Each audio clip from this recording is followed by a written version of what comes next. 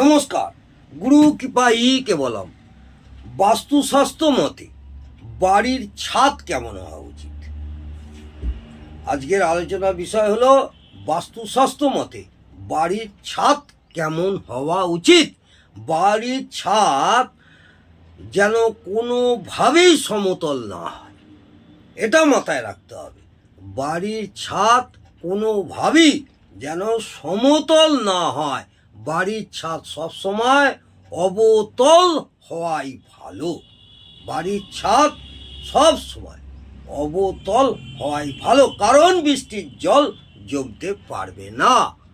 সূর্যরশ্মি খাড়াভাবে পড়ে বলে অবতল ছাদ অপেক্ষাকৃত কম গরম হয়। সূর্যরশ্মি খাড়াভাবে আমাদের ছাদের উপরে পড়ে, সেই জন্যে অবতল ছাদ বাড়ির অপেক্ষাকৃত কম গরম হয়। দেখবেন ওই জন্যে বাড়ির ছাদ কোনো সময় সমতল না হয় বাঞ্ছনীয়। আজকে এই পর্যন্ত। বাড়ির ছাদ কেমন হবে বা কেমন হওয়া উচিত সেই নিয়ে দু একটি কথা বললাম। নমস্কার, জয় মা তারা।